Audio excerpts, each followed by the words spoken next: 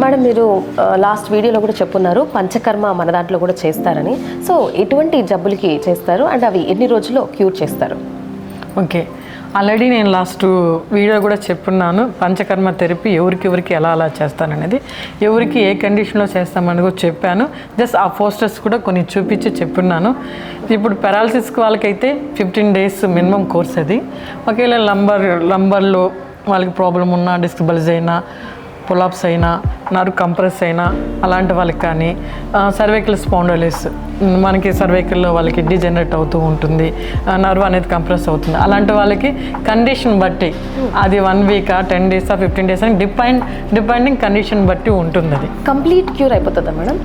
80% complete అవుతుంది. మళ్ళీ వచ్చే ఛాన్స్ ఏమైనా ఉన్నాయా? మళ్ళీ రాదు. మన నేచర్ ద్వారా మనం ఇస్తున్నాం. నేచర్ ఎప్పుడైనా హీల్ ప్రాసెస్లోనే ఉంటుంది, కానీ అది ఇంకొకటి సైడ్ ఎఫెక్ట్స్ రావడం ఉండదు.